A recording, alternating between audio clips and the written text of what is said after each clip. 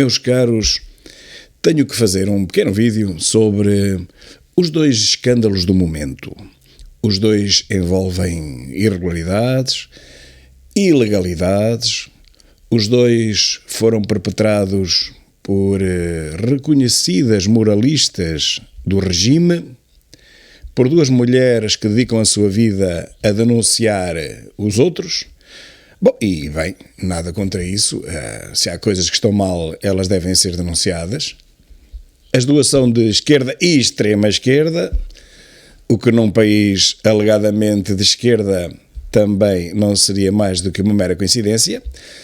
As duas fizeram uma campanha presidencial anti-Ventura, e aqui é que a coisa começa a parecer um pouco mais estranha, porque estas duas mulheres podem realmente ser de esquerda, mas uma campanha presidencial deve ser conduzida para se apresentarem soluções para os problemas do país e não para zurzir, para combater um outro candidato.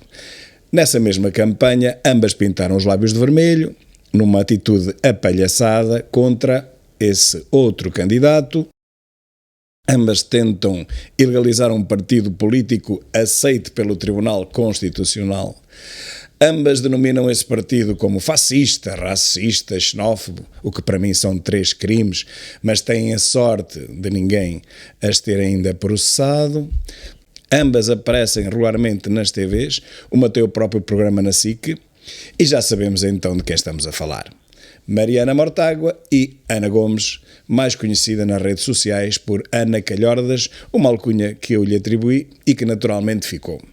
A calhordice desta senhora, já agora, não é um insulto, é apenas um adjetivo humorístico, sarcástico, que se utilizava muito no tempo em que eu era aluno do primeiro ciclo da escola primária. O nosso professor, o saudoso professor Ferreira, chamava logo de calhordas aos alunos que repetidamente falhavam as respostas, que nunca acertavam, nunca sabiam nada, coisa nenhuma. É só nesse sentido e nada mais. Mas, curiosamente, consultando o dicionário, reparamos que calhordas é também sinónimo de pessoa com baixo nível moral.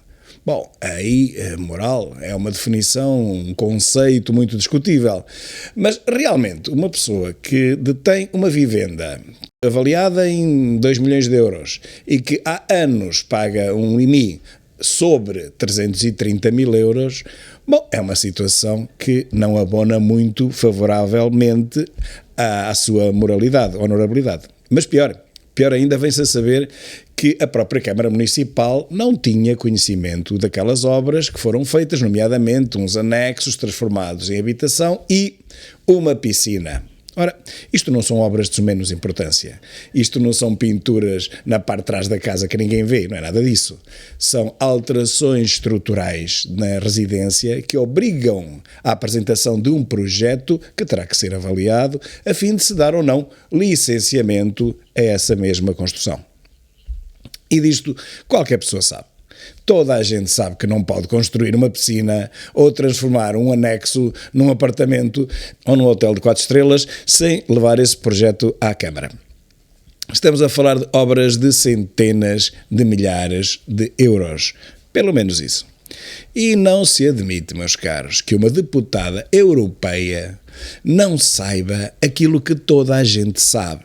Lá está. Por muito calhordas que seja, há conhecimentos mínimos que qualquer pessoa, por mais humilde e iletrada que seja, tem a obrigação de saber. E é claro que sabia. E aqui está o dolo. Ninguém constrói uma piscina que não saiba que tem que levar esse projeto à Câmara. Ninguém neste mundo. Menos a Ana Calhordas.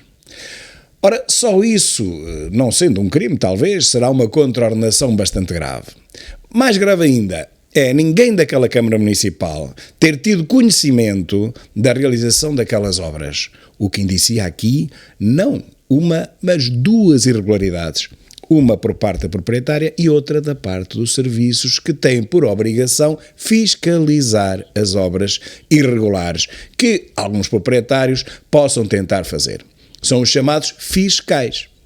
Recebem o seu ordenado ao fim do mês para fiscalizar. Se deixam passar em claro uma construção destas, chocante como esta, então eu não sei o que é que eles estão lá a fazer. Portanto, estamos em presença de 2 atos ilegais, de baixa moral, e fazer obras estruturais sem pedir autorização ou sequer dar conhecimento à Câmara Municipal, e outro de pagar um IMI muito inferior àquele que seria o justo, o legal, enfim, o que está estipulado na lei. Fugindo, portanto, às suas obrigações fiscais. É claro que houve aqui uma tentativa bem conseguida, de fugir a impostos que deveriam ter sido pagos. Isto, para mim, é claramente uma fuga ao pagamento de impostos, portanto, para mim, é um crime fiscal. Ora, isto vindo de uma denunciante profissional que usa o seu programa para denunciar tudo e todos, bom, não deixa de ser notável. É claro que a sua carreira política já terminou há muito tempo, não é? E depois destes 2 escândalos, eu não sei como é que uma televisão como a SIC, ou um jornal, uma rádio, ainda pode continuar a convidar esta senhora para dar os seus bitites, os seus comentecos. Portanto, Ana Calhorda já era, bye bye e já vai tarde.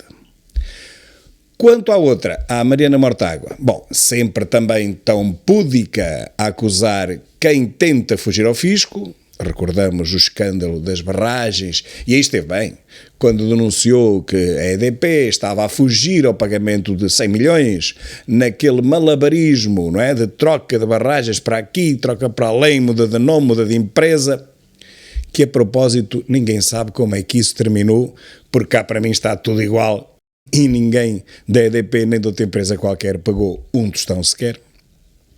Essa mesma Mortágua que gritava ao Bolsonaro para ir ter com o Salazar, portanto desejando-lhe a morte, e também nunca foi alvo de nenhum processo por parte de ninguém. A púdica polícia dos desgraçados capitalistas, esses bandidos que fogem aos impostos, vem agora a ser apanhada na mesma situação. Tem um contrato de exclusividade com o Parlamento, portanto com o Estado português, por ser deputada em regime de exclusividade, e já em tempos se tinham levantado umas dúvidas relativamente à sua residência, porque ela não tem residência própria, vive ou vivia com uma amiga, portanto não pagando o imposto de Mortágua, em Campolide, um sítio em que um pequeno apartamento pode custar 1.200 euros por mês. Uma deputada que acusou, ou pelo menos insinuou, que André Ventura seria subsidiado pelo BES, ou GES, mais tarde o seu partido, não sei também com a sua participação nessa outra difamação, acusou o Chega de receber dinheiro de Putin, o que foi tudo desmentido na primeira página, tal e qual, desta semana. Mas é claro, isto com o Chega vale tudo. Toda a extrema-esquerda diz o que quiser sobre o Chega, chamam-nos fascistas, racistas, xenófobos, sei lá o quê, e o Chega não responde. E enquanto o Chega não responder, estes bandidos, que não têm outro nome, continuam a difamar-nos, que é um crime, mas é um crime que fica sem castigo, porque infelizmente nós não processamos os criminosos que nos difamam.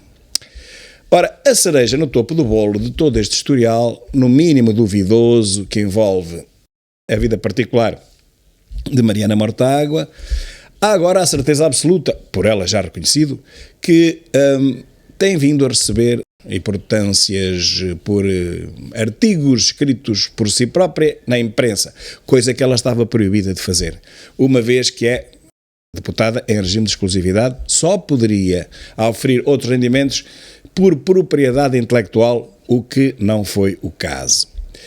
Ora, aqui chegados, como diz o Gandanoia, do PSD, que quer ser presidentinho da Republicazinha, aqui chegados deparamos, portanto, com estas duas situações envergonhantes, no mínimo, moralmente repreensíveis, mas não só moralmente. Fiscalmente, por um lado, legalmente, por outro, e envolve sempre dinheiros. Não há ninguém que goste mais de dinheiro do que a esquerda, mas não é dinheiro para distribuir para os pobrezinhos, coitadinhos, não. É dinheiro para distribuir por si próprio, pelos seus bolsos, o da frente e o de trás, e convém ter também o mais 2 bolsos, que sempre dá para distribuir por mais.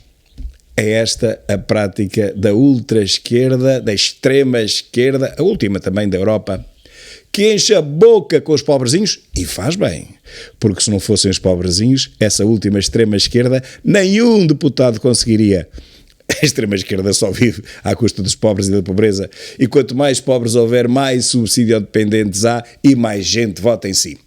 Mas os mesmos que cultivam os pobres, olha, em vez de cultivarem a terra, precisávamos era cultivassem a terra, eles cultivam só os pobres, infelizmente. Esses mesmos depois não se esquecem de amealhar para si e de forma ilegal, que é isso que se critica. Porque ao contrário dos esquerdoidos, quem é de direita não tem nada contra a riqueza, contra o aumento da riqueza da pessoa que produz, que trabalha, que faz pela vida. Só que a esquerda ganha, mas é pelo contrário. Não produz, não faz pela vida, cultiva pobres e sempre que pode faz o que fez a Mariana Mortágua e a Ana Calhordas. Recebe indevidamente ou foge aos impostos. E é esta a última esquerda que existe em Portugal. Felizmente, meus caros, por poucos mais anos. Muito poucos mais anos.